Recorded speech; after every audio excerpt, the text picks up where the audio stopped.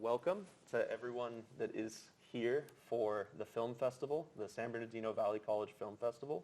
I am very excited about this panel and to have our guest speaker, Dr. Vanessa Theme Ament, author of the Foley Grail, and Foley artist, Foley editor, and educator. So I just would like to say thank you for being here today. I really appreciate it, and I appreciate your time. It's a pleasure to be with you. I actually get a lot of joy from this. Yeah. I hope you can understand me okay. We're still in the pandemic, people. That's fantastic. So I thought, it would just be wonderful to have someone who is so experienced and, just a veteran artist in the industry share a little bit about your journey. Well, I'd be glad to. Why don't I go find somebody? I guess I'll just talk then. Anyway, but thank you. That's very kind. Want me to just start? Yeah. I'm going to start. Yeah. So my general impression, please excuse me, I'm just trying to navigate this but still make myself audible. My perception of what we're doing here today, for all of you who are interested in film sound and film in general and the film festival,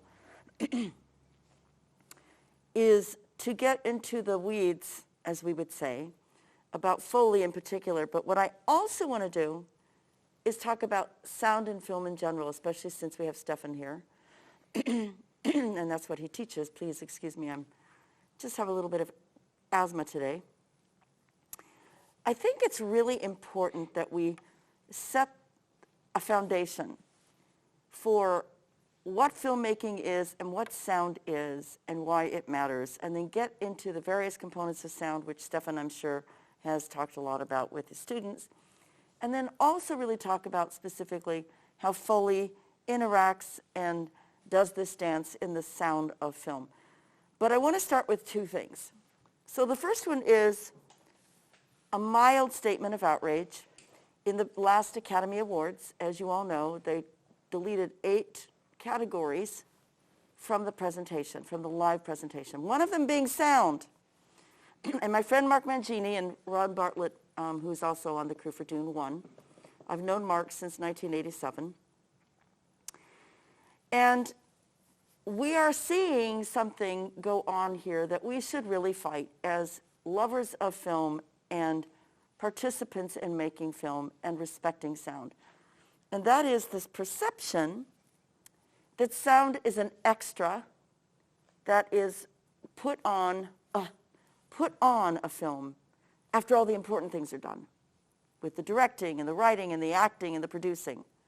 And even film scoring was deleted this year as a major category to be presented. So as a musician and a sound expert, I really need to say nothing could be more important right now than for us to really focus in on how sound can be devalued and why it shouldn't be, to begin with. The components that go into a soundtrack for a film, and when I say soundtrack, I include sound effects, all of the sound, post-production and production sound, and music. I think devaluing them and not understanding that we're not making silent films. We're making films that are required to be sutured to a soundtrack, the music and the sound. So when we talk about sound, I like to start with something really fun like the Marvel Universe. You might not think that from someone who is scholarly and from the industry, and maybe I don't look like I am a fan of the Marvel Universe, but I'm actually a passionate fan of the Marvel Universe.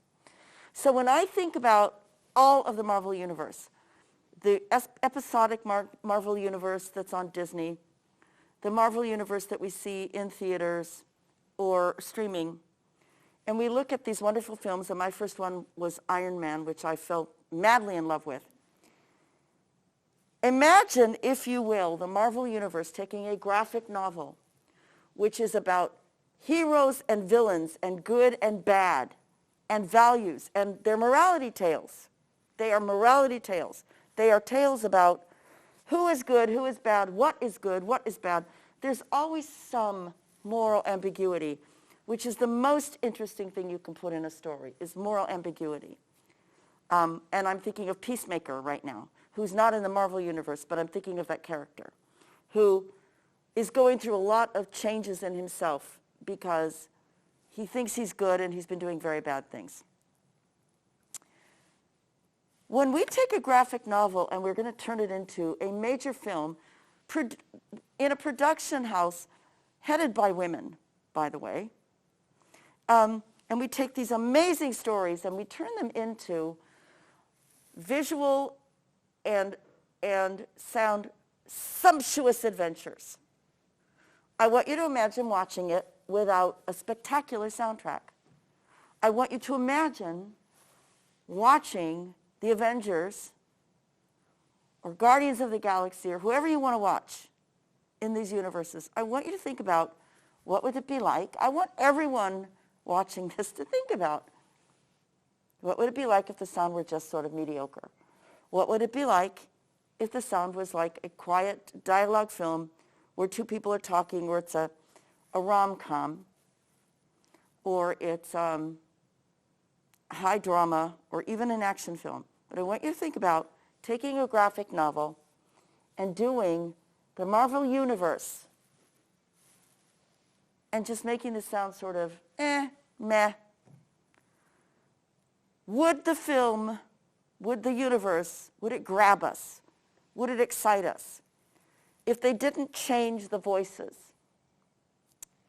if they didn't make everything part of this miraculous universe, if WandaVision didn't have all of the magic in it from Wanda, if Vision didn't have very interesting ways of walking and being that sounded interesting,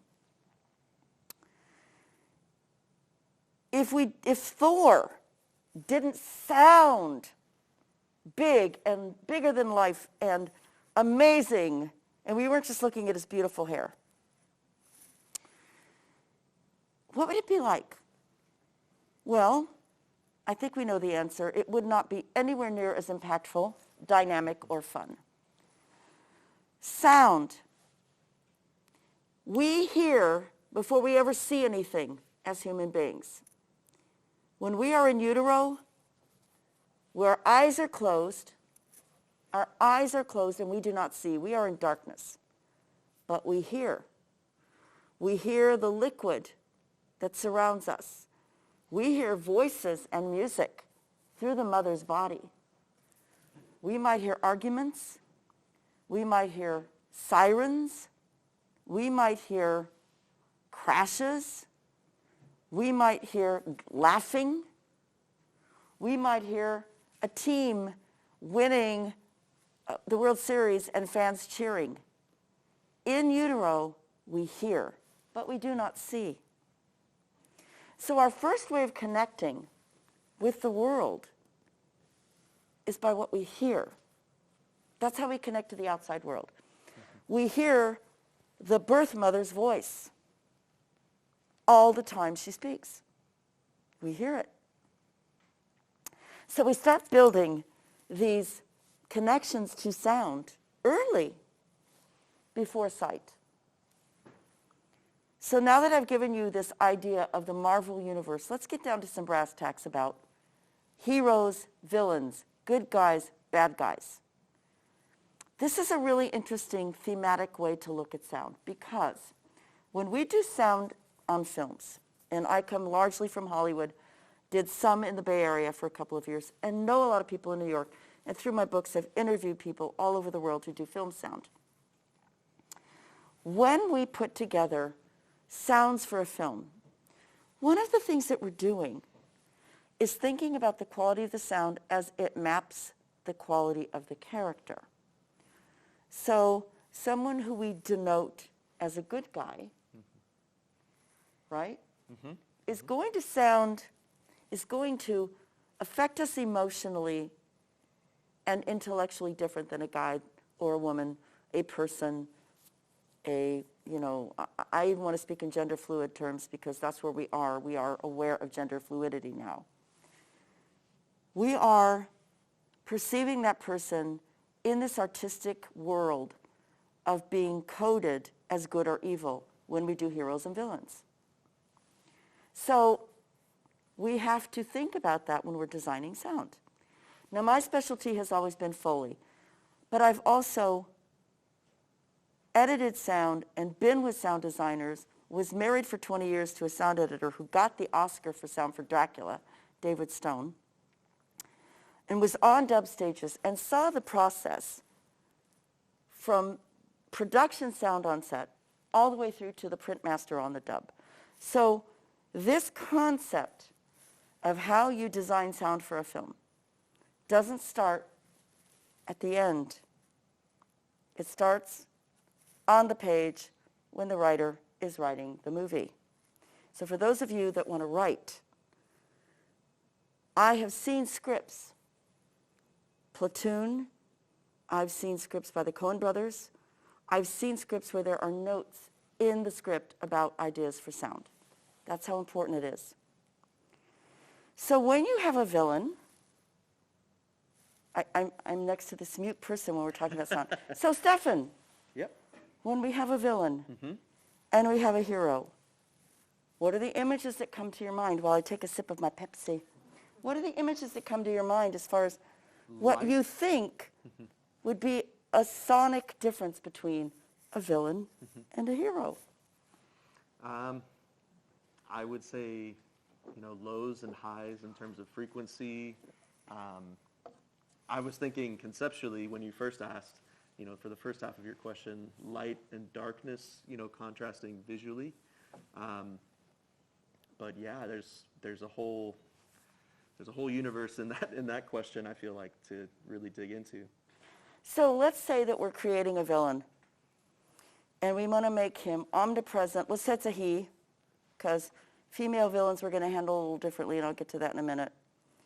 And I'm not even going to get into the whole continuum of gender identification. Let's just assume that that's there and you make your choices accordingly.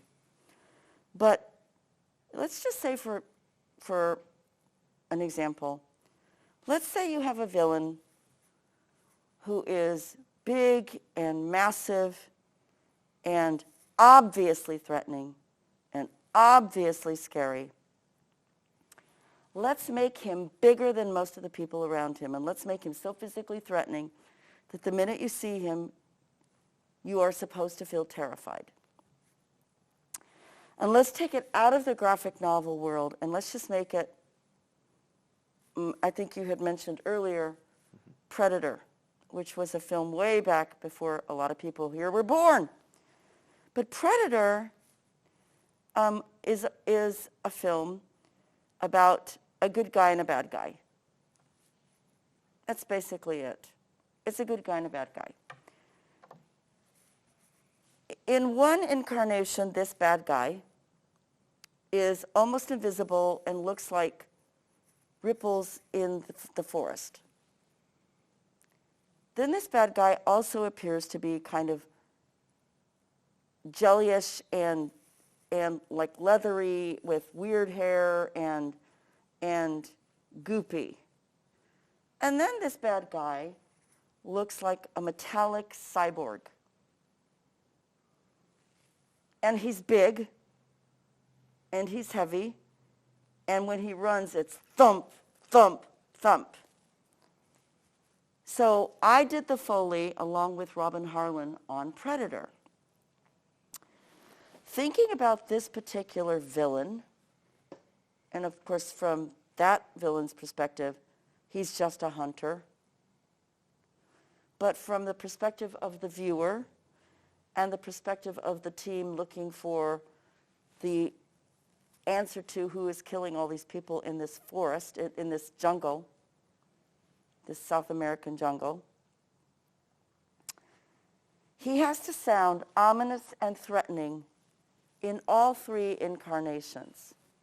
And of course, the first time we get a sense of this hunter, we see the ripply leaves and it almost looks like a jellyfish. Or if you're like me and you have migraines, it looks like the aura right before you get the migraine.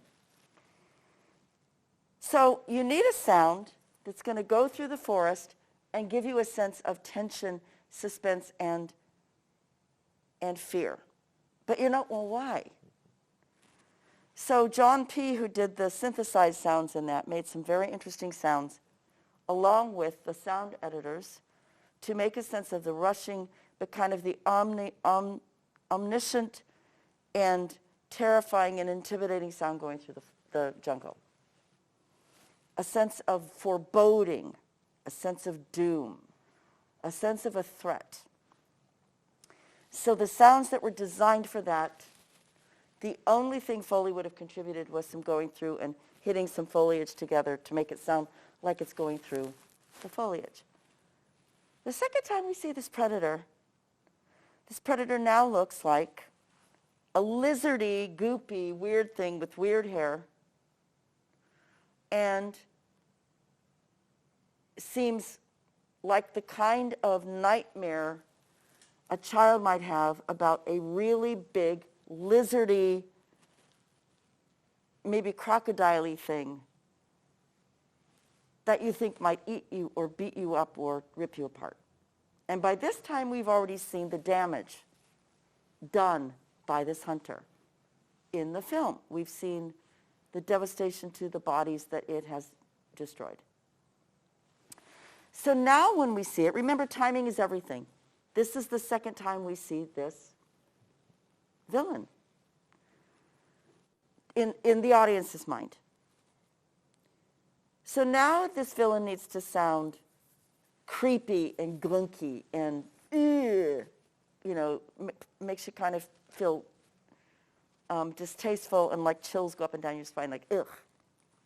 So this is a goopy monster with a leathery kind of skin that makes you feel creepy crawly. So we've had the going through the forest, don't know what it is, I have a sense of foreboding guy.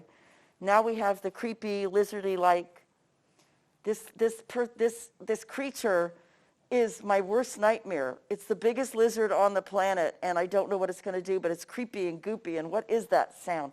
So the sounds for that, when we made the sounds for that version of the hunter, the predator,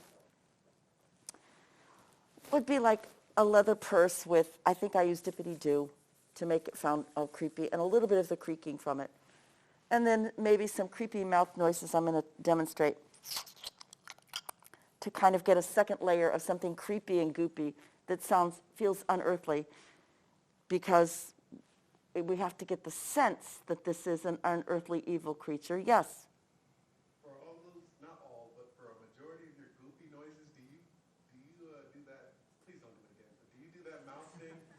You don't want me to do it again? You know what? Sometimes we do. Okay. Well, You kind of pull whatever you can, and I can do a lot of strange noises. that made me feel strange. Yeah, didn't it? Yeah. Very effective, isn't it? And then you get, and I'm going to go back to the middle incarnation of this villain in a minute, and then you get the cyborgish one, and that's the one that really makes you feel powerless. Because remember in 1987, before we get into all the special effects there were the kind that were designed in post-production, and we didn't use computers. We were using analog film still. Cutting on analog. There weren't computers. We weren't doing digital sound. So the way that the sound effects are done for something like that is a synthesized sound for some of the beep, beep, bops when he's repairing himself and covering, fixing where he gets hurt. But there's also this sense of a machine. So then you start thinking in terms of like Terminator, which had come out a couple of years before. And you get this sense of a cyborg and a machine and a robot. Now you've got the sense of fear of something that you don't quite know what it's capable of doing because you don't relate at all. So we have three versions of this villain. And this one's done with metal and synthesized beeps and boops on a synthesizer and pressing buttons on things to give a sense of complete unearthliness. And then we've got the funny hair thing going on when the helmet comes off. And we have another element that is the most disturbing, and that is these prophecies that come out of the face and are hitting like this. And one of the ways that I added that sound in was I have a hardened finish on my nails, an artificial nail, clicking them together. Is that on? Mm-hmm. Which, the reason something like that is effective is because I can manage it and make it really feel like a spidery, creepy, crawly thing, but it's got the hard shell on it so that it feels really threatening, because it is hideously ugly. So each of the incarnations of this villain are increasingly terrifying looking, and the sound has to build that. Imagine theatrically, if you make this particular predator sound scarier in the beginning than you do at the end when we see the full-fledged, really scary hunter, who's huge. I mean, Arnold Schwarzenegger's big, but this guy's bigger. When we're walking him, and we're walking this villain, he needs to sound bigger than life. He needs to sound so threatening and so omnipotent and ominous. Boy, even with a mask, you can't think. So that even Schwarzenegger, who we all knew at that point was a bodybuilder, might feel threatened. So you have to add in sound effects and Foley with his footsteps that make the earth shake. So you talked about low frequency. Mm-hmm. We have a joke called low end rumble. And it's used here, but it's used very minimally, and it's used specifically on the footsteps of the predator. When he walks or runs and he's in the full metallic cyborg garb. The way I walked him was on, I believe it was a pallet that was on top of a very heavy wood that was atop a wooden surface, so that there's 3 pitch layers of walking. I put on army boots, which I'd used the year before on Platoon, put on army boots and was walking him as heavy as I could. And then in sound effects, they mapped my footsteps with a boom, boom, boom. Just a sound, maybe 1 or 2 tracks of a big, loud, low-level frequency sound. But then there was one more trick, and that was in the mix. In the mix, Don Bassman's crew added what we called low-end rumble, which every time he hit, there was the sense of a reverberation, that he was so heavy and so powerful that the earth shook with every footstep. And we did this with the low-end rumble feeling like a shake and a vibrancy. So as you talk about creating this villain, this was a very gifted team that worked on it. It got the Golden Reel, which is the Motion Picture Sound Editor Award for Best Sound Effects. When you're talking about something like this, what you're talking about is conceptually changing the effect of what this villain is, depending on which version of the villain we're seeing. And it's all written in the script, that he becomes increasingly intimidating and threatening. So that even Arnold Schwarzenegger, who at the time had just done Terminator, a cyborg himself, so he already has this persona that we are already bringing to a film when we see him, feels threatened. And I want to take a little sidebar on this before I talk about the flip side, the Arnold character, who I also walked and did. There is a system of film studies called STAR studies.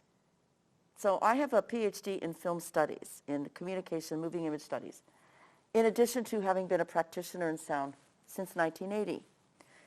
And what this basic theory about STAR studies is, and there's a lot of variations and there's a lot that goes on with it, but the basic theory is that when we start getting a sense of knowing an actor, we have a sense of the roles they've done. We've seen them on TV shows, or we've seen them being interviewed, or we see their marketing or their PR, or we've heard things they say, we start attaching a certain sense of who they are to us. But we don't just leave it at home. We then take it to when we see the next film that person's in. So if Arnold Schwarzenegger had done Predator before Terminator, which wouldn't have happened because Terminator is what put him on the map. But if for some reason Arnold Schwarzenegger had done Predator before Terminator, our perception of him would have been the guy that was in the bodybuilding movie he did, where he was really young and kind of seemed sort of like a dolt, not the really frightening cyborg in Terminator. So when we watch Predator, we have already put in our brains, because our brains can't separate this out and compartmentalize, a certain persona about Arnold, which then leads to him being governor, really. We put a persona on him that we can't take away. We can't separate it. So now he's the lead. He's Hutch. He's the lead. We already know him as a big bodybuilding guy. We already know he's got a wonderful, charismatic personality, that he's funny. I'll be back. He's funny. That was a throwaway line he put in Terminator. He's funny. He's smart. And you can tell by watching his eyes, he pays attention. So now we have to do his sound for his footsteps or his body movements or his prop handling that support not only the character he's playing, Hutch, but who we perceive him to be. Because taking that away requires a different kind of actor. One of those actors who just sort of transforms, like Jared Leto, who is never the same.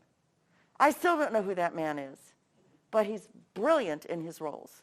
I've been watching We Crash right now. And then I watched the film about the Italian designer with Lady Gaga, who was wonderful. And he was completely different in that. And then he was completely different in Dallas, the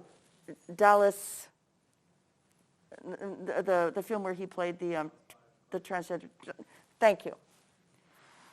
So we don't quite put on the persona with him because he's just like, who is he now? Who is he now? But with Schwarzenegger we do, because he really does have this one character he plays. He can play the funny side, or he can play the heavy, scary guy, or he can play the hero, but he really is a persona. So when you're doing a hero like him, what you're really doing is supporting the sound of the character, which is a military guy, special ops, in the jungle, on a mission, with his team. He's big, he's strong, he's athletic, he's fit. He also walks heavy, but he can't walk as heavily as our predator, our villain. He needs to have a sense of morality. So you might not think that you would do Foley with somebody to make them sound like they have a sense of morality on their side and integrity. But if you look at the script and you watch the film, you see that he is a very ethical person. So that means that we actually have to walk him, I walked him, with a certain amount of precision and definition and intention. This is a man who knows who he is. He's not a sloppy walker. He's not shuffling. He's not indecisive. So his footsteps for this hero need to be decisive and precise and intentioned because the character is. Yes? Two questions. Does Foley fall into the noises that you would hear during an action scene? Like the noises each person participating in the action scene makes as they land? Number one. And then number two, does that change for the kind of character in that scene? So the hero of the movie lands a punch. Is his punch noise going to be different from how the villain's attacks land, or is that Foley at all, or is that? So these are really smart questions, and I just want to take you around everywhere to ask questions everywhere I go because these are great questions. So thank you. They're smart. You're critically thinking, which is what we are all about, critical thinking. So the answer is Foley does assist an awful lot in fight scenes and action scenes, yes. And I'm going to get to Die Hard in a minute to demonstrate that. But the answer is yes. And the answer is also yes. Somebody who's really good about sound and really thinking about it and really having intention is going to think about how the punches land with actors' intention, characters' intention. So that means the hits, which will be done in Foley and supported with the sound effect. I might do the flesh on flesh. I might do that. But they will probably also beef up with a little low-end boom, boom sound from the library to help give it a landing and a real sense of power so that it's bigger than life, because most films, especially action films and Marvel Universe films and fantasy films and sci-fi films, are not going to sound as realistic as a dialogue film where it's about story and character. When it's really about plot and intrigue and emotion and upset and things that don't really happen and we're going to make them happen, we are going to make them sound hyper-real, bigger than life. So the answer is maybe yes with some and maybe no with some, but I would say yes. We do it in Foley. Absolutely. Every single hit will have a Foley component to it. Every single body fall, every single gut punch, every single slap will have Foley in it. And it might also have some sound effects to support the heaviness or the weight. But the other question you asked I think is more interesting. Does it change depending on who the character is? Well, let's think this one through. If an actor is creating a character, and see, this is the critical thinking part. If the actor is creating a character, if he or she or they are creating a character, and that character has a personality and an approach and an intention, because all acting is about what is your intention? What is it you want? How are you going about it? What is your relationship? What is your goal? And that character being defined by them is a well-intentioned person. The actor, actress, they, them, is going to act it with that intention. The sound must support it. Not everybody is the same. So the flip side of this is, imagine if it sounds as real if all the punches sound the same. Is it believable if every punch sounds like those really inexpensive, cheap martial arts films of the 60s and 70s? If everything sounds like that, you get so accustomed to the sound you don't even hear it anymore. It sounds unbelievable and unreal. So in answer to your question, ideally, you want a lot of variation and timbre. You want the low end, the high end, the middle end. You want to support what it actually looks like, what the character's intention is. And if you're really sophisticated, it's kind of like, what is your name? Nathan. Nathan? Nate Wright, yeah. N-A-T-H-A-N? N-A-T-H-A-N, Nate Wright, yeah. Okay, Nate Wright. My son's name is Nathaniel. Not mine's only Nathan. Okay, Not but my birth certificate. close enough for government work. So the thing that really matters here is, if you're going to be designing the sound for any of this, the more sophisticated and nuanced you are, right, Stefan? The more sophisticated and nuanced you are with these sounds, whether it be Foley or edited in or synthesized design sounds, the more specific and precise you are for every moment, rather than just writ large coming up with the sound and putting it everywhere, the more you are shaping your soundtrack, the more you are taking the audience on a journey that is not sloppy and badly thought out. A sloppy journey would be marked by how much we notice we're in the journey. We're not immersed. I would agree. And I would ask I want to further ask about games and how they implement this to immerse us. Because what you just said made me think immediately of all my gaming experience. The best games have all different kinds of sounds. Each gun sounds different. You just like Destiny 2, like people play that. It's just like, oh. So Nathan, it's really interesting. I have a friend who I interviewed for my book, Joanna Fang, and now she's in San Diego working for Sony Games. She's the lead Foley artist there. Really? So she's kind of glad to be back in California because she was raised in Pasadena. Her family is from Taiwan. She's trans, and She's brought a whole new level to the whole conversation about what it's like to be a trans woman in post-production sound, because as you can imagine, if you think there aren't a lot of differences if you think it's mostly male, it is. If you think it's mostly straight male, it is. If you think there aren't a lot of people of color in sound, you would be right. But imagine how many trans people there are. Well, I think I know all of them. Very few. I think I can count them on one hand. So she is now doing Strictly Games. I've done enough gaming to know how this works, but she's far more sophisticated at it and will be a very interesting person to interview, by the way. Joanna Fang. I love her. She went to NYU and she's brilliant. Joanna Fang. Uh-huh. F-A-N-G. Chinese, Taiwanese. So when you do a game, there are two aspects of the game in general. There's the basic story, and then there are the choices made by the user. And some of them are actual scenes that might last a few, like maybe as much as like 20 seconds, 30 seconds of an action. But then there are the choices. The choices that the user makes, the player makes, the gamer, and every single choice comes from a different perspective with a different motivation because the gamer has made a different choice with a very specific intention. So even something as simple as how somebody walks in a door based on the choice and what door they go into changes. I had a really interesting experience when I was teaching film in Chicago. I was hired to do a game for EA Games. So this was a while ago.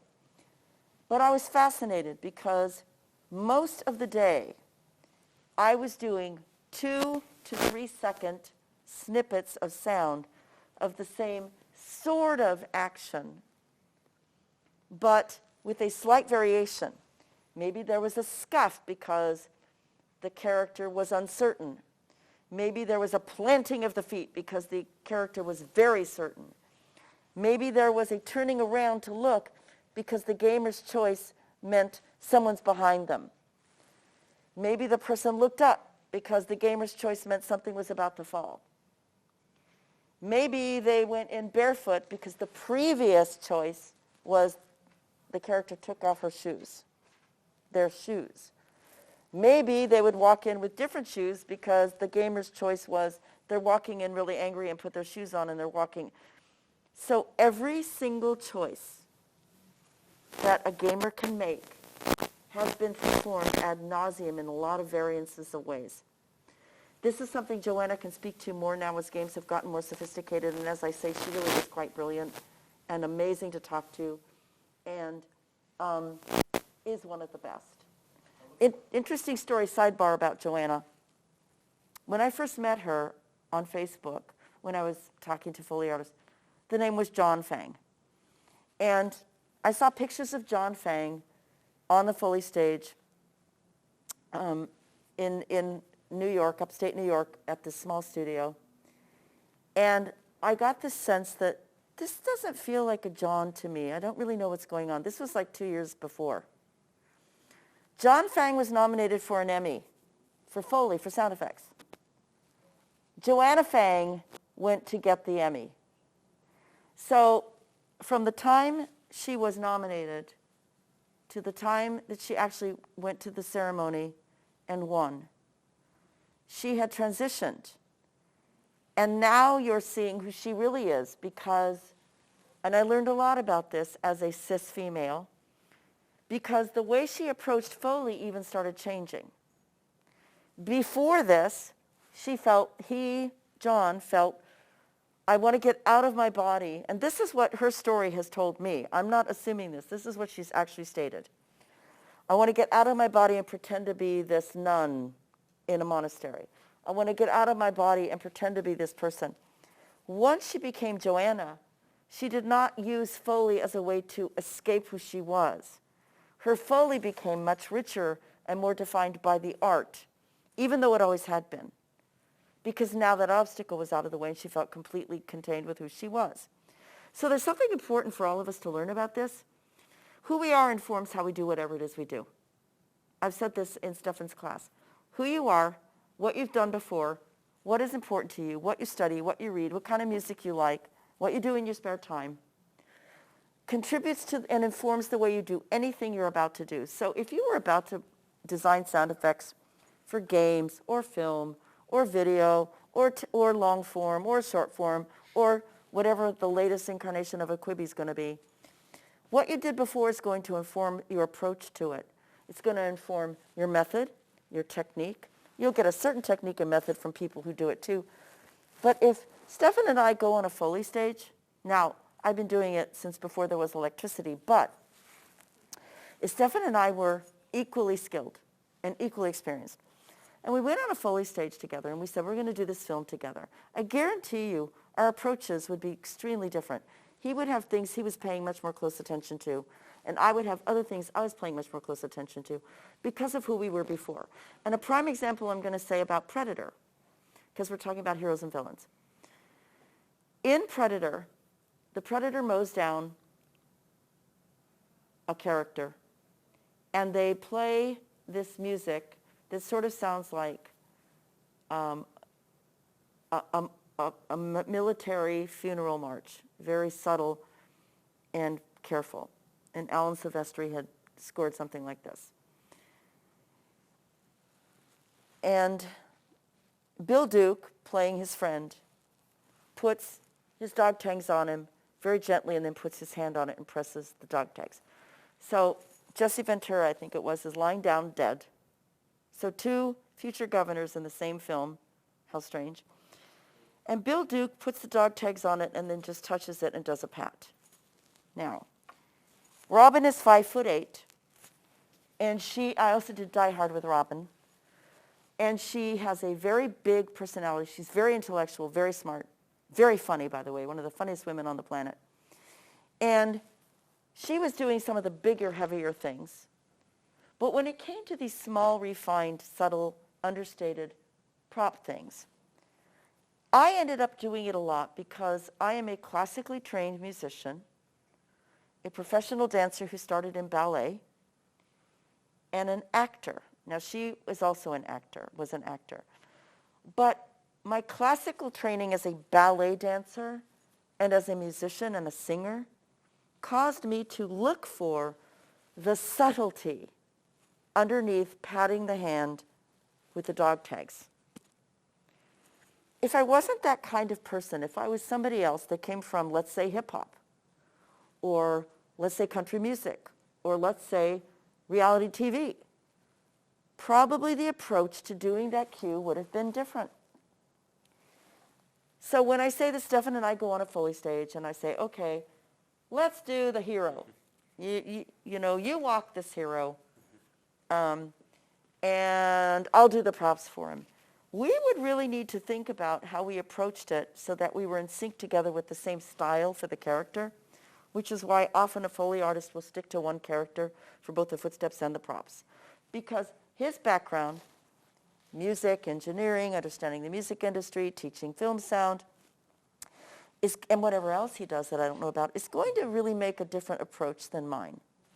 He's bigger, he's male, I'm smaller, I'm female. I tend to think in terms of understatement. So I would always have another Foley artist with me who would think in terms of bigger and louder because I don't always, yes. So you're stating that as a Foley artist, it's almost like when you're on set, you're looking for people, you're looking to do the work that is suiting your skill set. First of all, there's so much work to be done in any one Foley, or I guess in any one project's the necessary Foley needed for it, right? There's so much work to be done, especially when we get to gaming, where there's so much variation. But even in the film aspect, there's so much variation in there's a lot. So when you're on set, you should look to see the things that you know how to do, that you do comfortably, and you should relinquish those other projects or maybe those other noises that maybe somebody who, if you're more careful and graceful, more brash and, how would you say, like, just, I wouldn't say clumsy, but just more... Maybe over the top, bigger than life. Over the top, bigger than life. Those kinds of people, they'll do more grand noises. So yes and no. It's not quite that facile. It's really more like this. What we've done before would inform it. I have a very big personality. What we've done before would inform it. How we've been viewing the world. An athlete. Here's a really good example, and it's off topic a little bit, but not really. I recently, over at El Camino, for the Christmas, they did a radio play version of Little Shop Around the Corner. A Little Shop on the Corner. And they did it like it was a radio play, and I was training the woman the young student, the female student who was doing the Foley stuff and working with her. But because I'd done so much of this, I also was working with Luke Yankee, who's the director, and a very kind of well-known director. He's like a real director. We were talking together about coordinating things because we'd worked together before. And there was this one actor Hispanic guy, really handsome, very much like Stefan, who was playing a role, and they had to do a fight scene, and he and the lead had to do a fight scene where they mime, punching each other, but the Foley artist is doing the sound. And the gag was going to be that they have these clean hits, these clean punches, and then the second guy, not the lead, but my lovely Hispanic fellow, I have family from Mexico, so I have a soft heart for that, has to fall. And so we had to work it where he fell a certain way and she could do the sounds. But the gag was that she was going to get so carried away with it that she kept making all of these big sounds long after the fight was done. And she was this really delightful, lovely lady. And she goes on, and then she gets really embarrassed and walks away. So that's the gag. But here's what was interesting. The way that this young man was doing and was executing and receiving punches was physically so elegant and so clean and so precise, as opposed to the other kid who's actually like 18 from England and a really good actor, but didn't have the same body control, didn't have the same training. So as we were staging it and coordinating it to go with the sound, I said to the young man, I said, "Are you an athlete? Because you have incredible body control. You know exactly how to make it look like you hit, but you don't go too far. You don't overdo. You don't lose control. You're not sloppy. You're very precise." He studies martial arts. But I could tell that there was something different about the way he was doing his role because of what his discipline had been. So when you watch the two of them fight, you see the young British guy who's wonderfully talented, just being a little more, just going like that.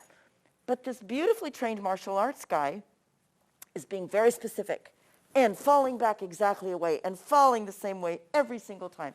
So I knew there was a discipline he'd done. I just didn't know if it was dance or if he was a football player or a tennis player. Who knows? Martial arts. That's the kind of thing I'm talking about. The way you execute what it is you're doing is informed by what you've done before.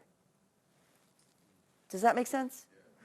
So I want to flip to, did you have anything you want to add to this or ask about this, Stefan? I was going to ask a question since you did mention earlier, with our students here just talking about career advice and segueing to talking about your journey.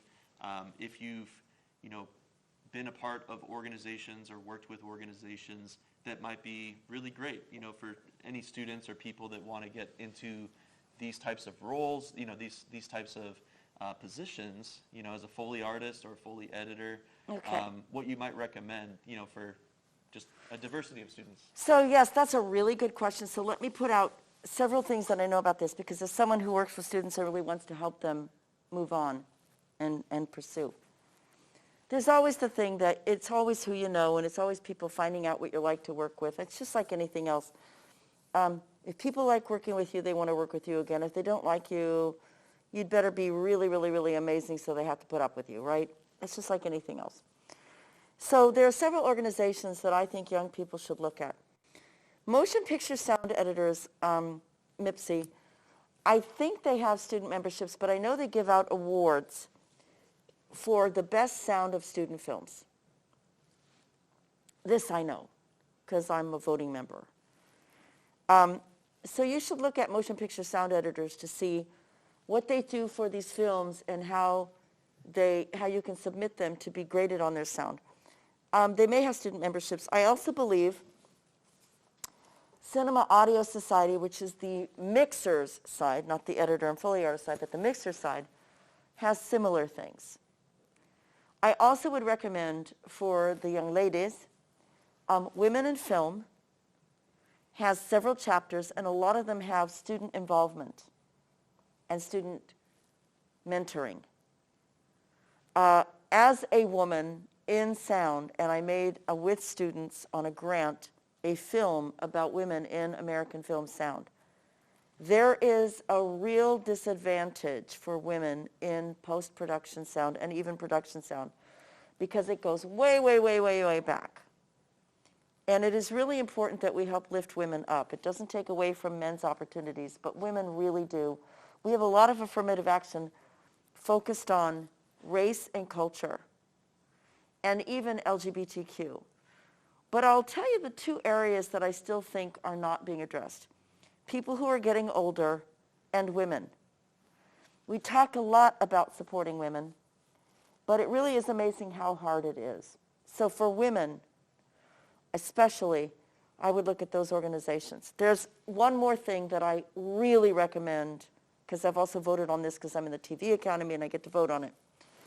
There are internships through the Television Academy that you can apply to, and you get, I believe it's a paid stipend, but you work with like real pros in areas. And if you apply, you should go on the Television Academy and see when this happens. But they do two things.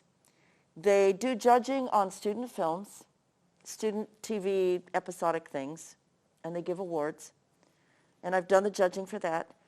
But they also do internships where we members get all of the folders of students who have submitted their academic and extracurricular activities about why they should get an internship. And this is probably the very best internship in the country for someone wanting to get into the industry.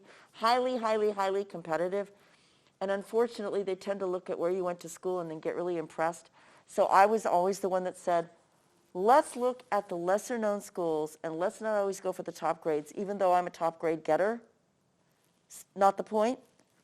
Some people who get slightly lower grades but did a lot of extracurricular stuff or came from a background where they had to work a lot harder to get where they are or didn't have family money to go to USC or NYU or any of the great, Chapman, but who had to work a lot harder, you can get through the silo and be looked at and be taken seriously.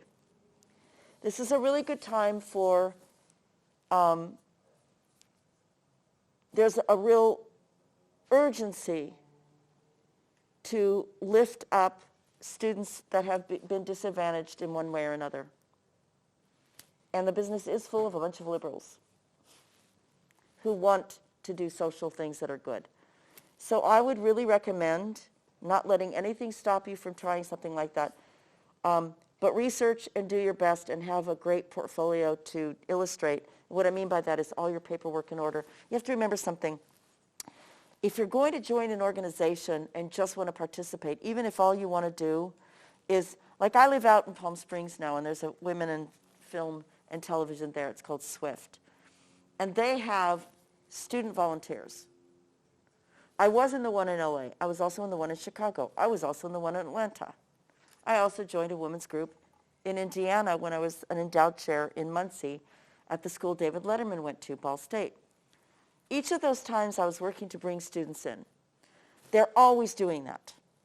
So you should just look at those organizations.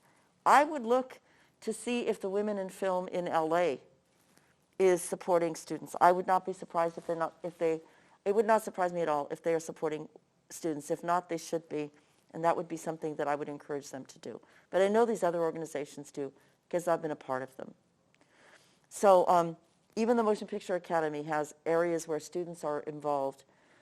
So the important thing to really think about and remember is people of color, people from other countries, people who come from some sort of disadvantage, people with physical disabilities, and women are being given a leg up for equity unlike any other time I can recall.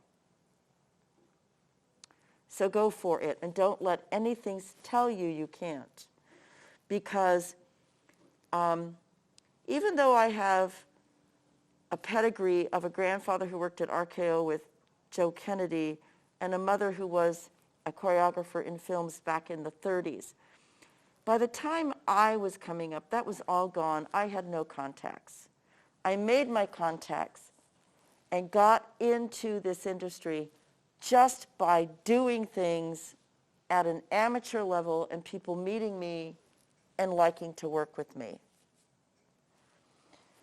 So it is always about finding a way to do the work and finding a way to learn how to work with all kinds of people and be open to the criticisms and critiques you will get about what you need to do to be better. I think that's a sensitive area for people. I think it's a sensitive area for people to take critiques and criticism. But boy, oh boy, if you want to do anything in the industry, I'm thin-skinned, but I still managed. I did very well, even being a very sensitive person. You've just got to take your lumps. You will be rejected. You will be ignored. You will be dissed. So what? Yes?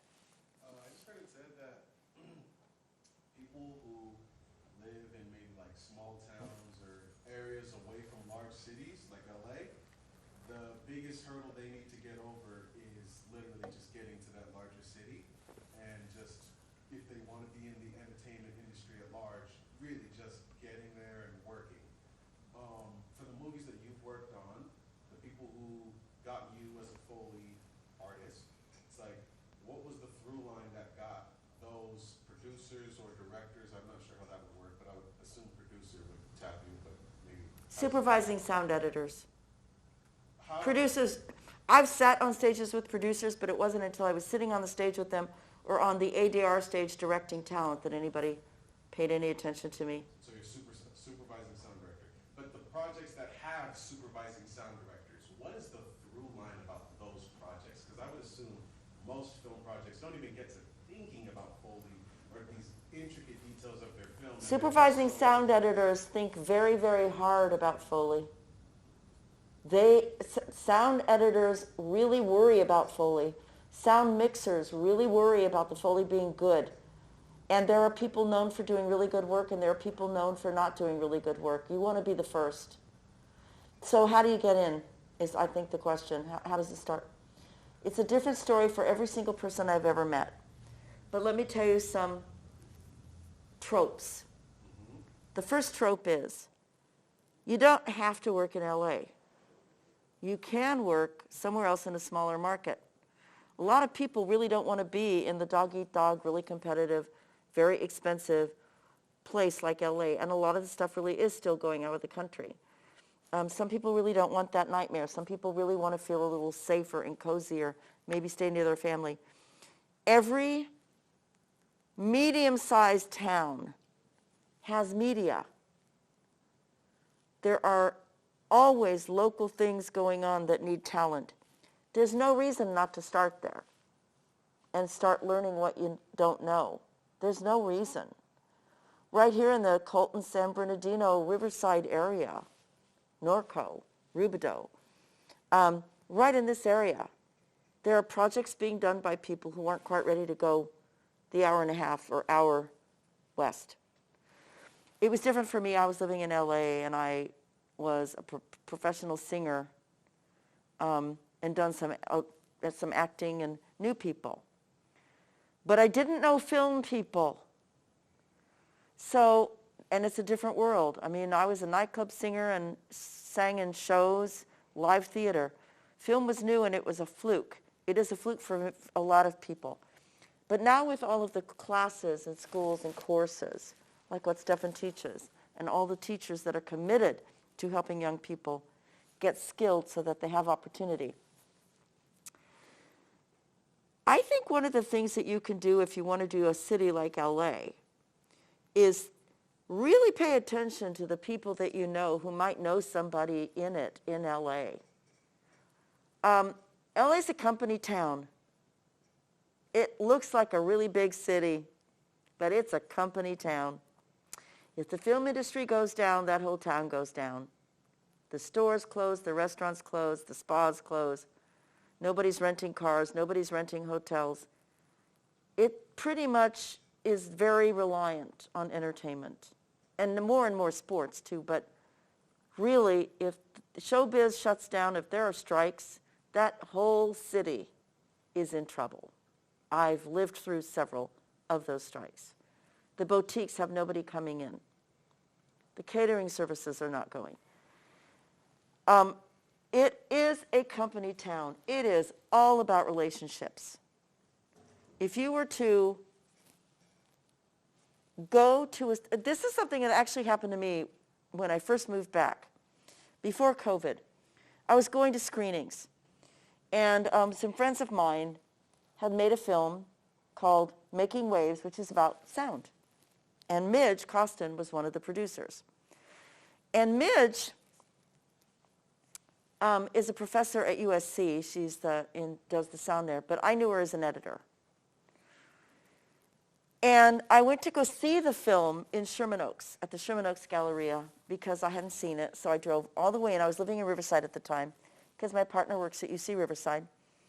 He's the head of teaching and learning there, so we're both really into helping faculty help students learn.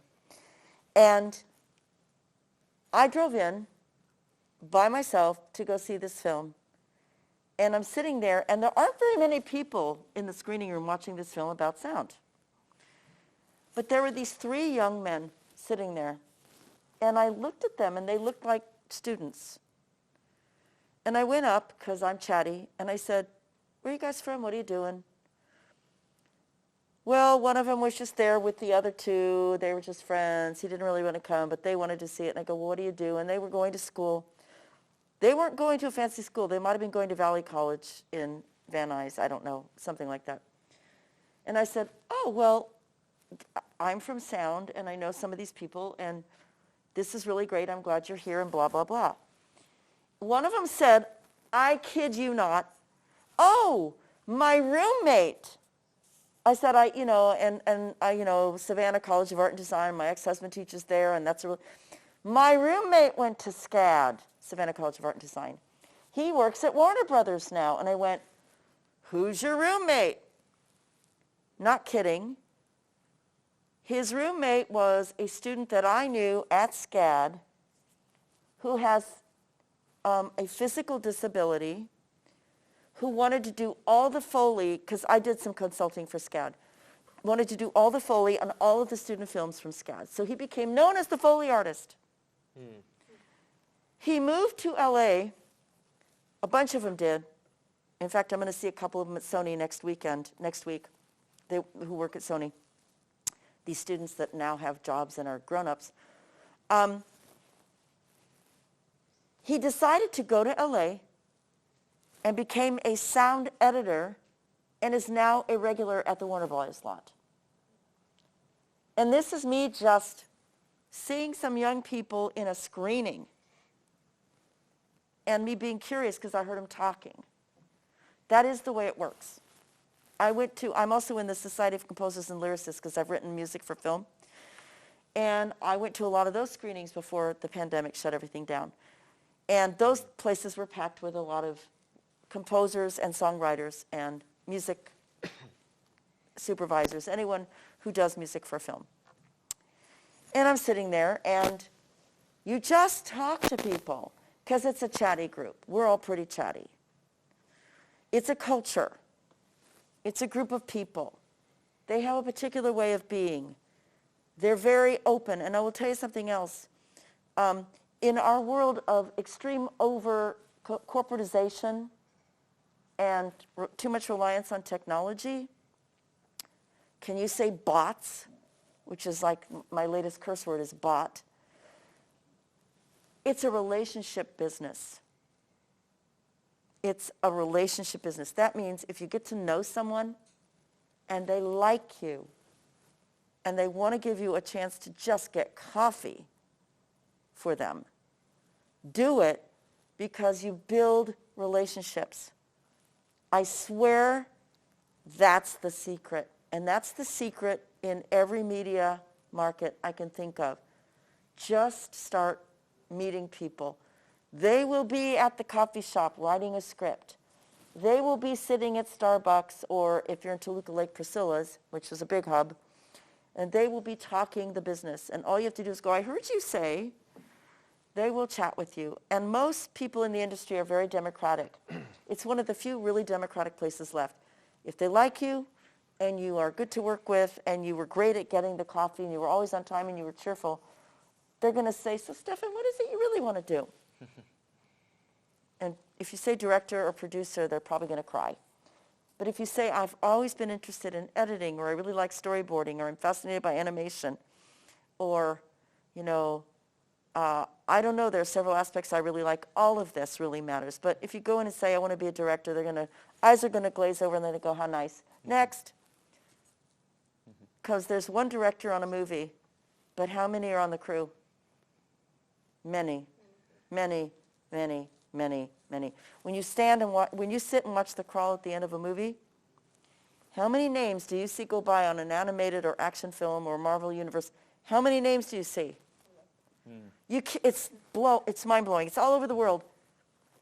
There are so many jobs. And you'll be exploited in the beginning, and then you won't be. But it's all about just, relationships. Everything. So true. Everything is. I'm going to give her a chance. Yes.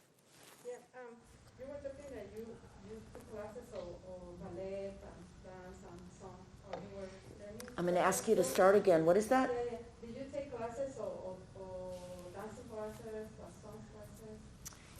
I didn't, but that's because when I started, so my personal story is, right out of high school, I was tagged to sing on a tour with Shirley Jones right before I was supposed to go away to college at UC Irvine as a dance major. Now, I changed my major a few times and ended up at Whittier College, but started out at Irvine as a dance major. And before I went, I was tagged by I am not kidding, my high school student teacher in choir became the lead singer for a group called Randy Sparks and the Back Porch Majority. It used to be Randy Sparks at Christy Minstrels, then he started the Back Porch Majority. They needed to add 6 extra singers to go do this tour with Shirley Jones all over the country. I thought I'd died and gone to heaven. So that's how I started, because my absolute top skill is singing and being very funny, but singing. So I started out with that. Live performance is the only thing I ever cared about. I fell into film because at the time, sound exhibition was changing, and we were getting into Dolby, and we were getting into more tracks of sound, and we were getting into sound being more precise and discrete and needing precision, and so they started having more Foley artists. A woman by the name of Kim Fowler, whose father and mother were in the industry, and she was a Foley artist, knew a friend of mine, brought me in, long story short, as a fluke. And I just took to it. They liked working with me. I was smart, I was fast, I was on time. I didn't have any bad habits. Can you say cocaine? Didn't have that. It was a time when the industry was pretty indulgent, and I wasn't. I'm very disciplined. But I got a chance, and I just ended up being really good at it and really good to work with, and then I ended up doing all the Lorimar TV shows, and then I started doing features. But it started with a simple thing. And how did I meet her? I was in a community theater show in a small part where I was being given more opportunities to do various other parts because I could sing, but I had a small role, and I was just doing it because my friend auditioned and wanted to be in it. And she knew me that way. That is how it works. You're in a coffee shop and you chat someone up. You offer to play oboe in a community theater show. You know a friend who's in a show, and you go and see it and you meet some of the people. I swear that's how it works. Any opportunity you can find, you do it. Yes? Oh, yes. When it comes to networking, what are some tips you have for when we're talking to people and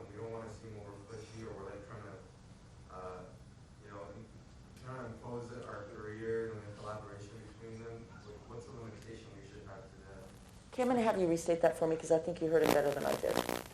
Yeah, talking about networking, and I think this will have to be the last question, but networking and navigating, this field. The culture? Mm-hmm. Is it a culture question? It was mainly about not being too pushy upon yourself. Right. That's a culture question. Well, there are an awful lot of people that want to be in showbiz. And some of them are really good at self-hyping. I never really did that. I can think of a Foley artist who hyped himself to the point where everybody thinks he walks on water, and I laugh.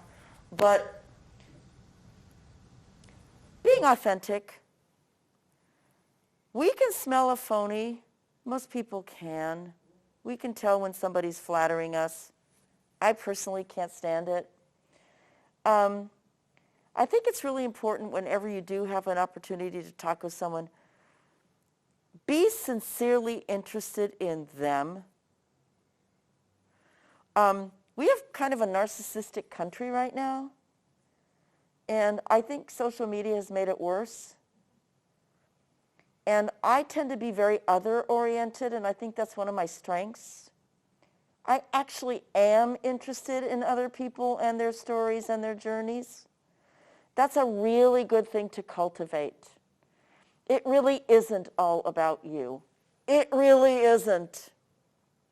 There's a big world out there with a lot of people going through what Ukraine is going through, or Ethiopia is going through, or South America, countries in South America. There's so much going on that's just so much more important than us. A little bit of humbleness in realizing that you want something that is really kind of very difficult, very awesome, and more work than you'll ever imagine.